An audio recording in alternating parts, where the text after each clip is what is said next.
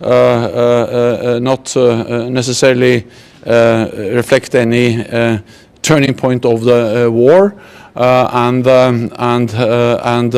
it just highlights that we should not underestimate Russia.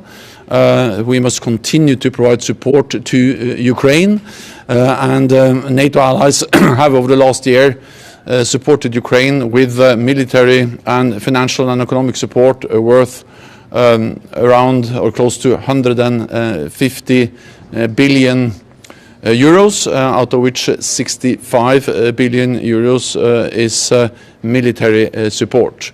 It is in particular important to ramp up production of ammunition.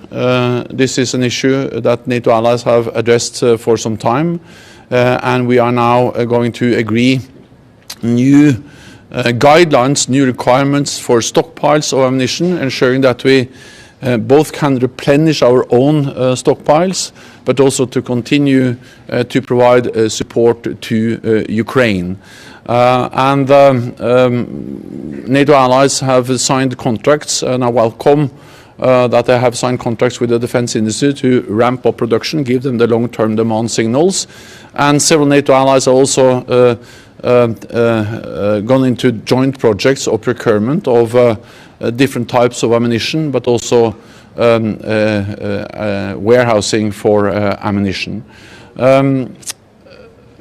I look forward to meet the EU defense ministers to discuss these issues and other challenges we face together. And what we have seen throughout the war in Ukraine is how NATO and the European Union stand together, complement each other, and work together to protect our values.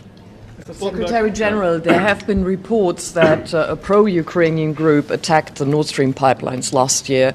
Can you confirm this, and what knowledge does NATO have in this respect? So what we do know is that there was an attack against the Nord Stream pipelines, an act of sabotage, but we have not been able to determine who was behind. There are ongoing national investigations, and I think it's right to wait until those are finalized before we say anything more about who was behind. What we also know is that it demonstrates the importance of protecting our critical undersea infrastructure, because we have thousands of kilometers of gas pipelines, of oil pipelines, of power grids, and also, of course, all the internet cables, and all of this infrastructure is critical for our societies.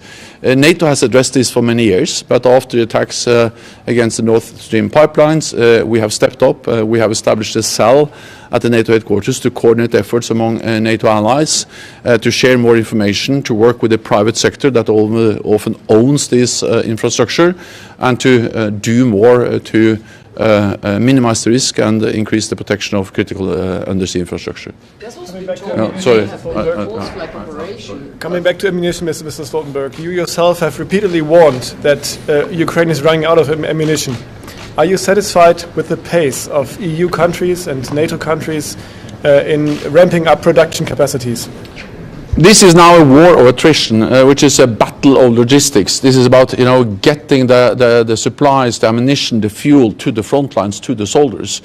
And this was clear already last fall, and that's the reason why NATO stepped up its efforts on working with the industry and ramping up production, and also why we started the work of developing new requirements for stockpiles as part of the NATO defense planning process, our capability targets. And allies, NATO allies, have already signed contracts which have enabled increased production. This is good. This is something I welcome. But there is an enormous demand out there. The current rate of consumption compared to the current rate of production of ammunition is not sustainable, and therefore we need to ramp up production. And I welcome that the European Union is stepping up, NATO allies are stepping up, and we already have joint projects among NATO allies to provide both more ammunition for artillery, more ammunition for air defense systems, and also better infrastructure warehousing for the ammunition. So this is something we have we are working on. We have seen important steps already been taken, but we need to do more because we need to ensure that Ukraine gets the ammunition it needs to defend itself against Russia's war of aggression, and we need to replenish our own stocks. Because so far, our support to Ukraine has mainly come from depleting NATO stocks. And of course, in the long run, that's not sustainable. That's the reason why we have already started the work on ramping up production. Last question. What do you expect from the new round of talks among Turkey, Finland and Sweden this Thursday? Will there be any breakthrough or will nothing happen until the election in Turkey? Thank you. First of all, we have to remember that all NATO allies, also Turkey, made an historic decision at the NATO summit last June, in June last year, when they all agreed to invite Finland and Sweden to become NATO allies. Since then, we have integrated Finland and Sweden into NATO civilian and military structures, and Sweden and Finland has a totally different status, being now more and more closely integrated into NATO, and several NATO allies have also provided security assurances to Finland and Sweden. NATO has increased its presence in this region, and altogether this means that it's inconceivable that there will be any military threat against Finland and Sweden without NATO reacting. So Finland and Sweden are in a much safer, much better position now than before they applied. That's good for Finland and Sweden, but it's also good for NATO. Second, I met with President Erdogan a couple of weeks ago. That was a good meeting.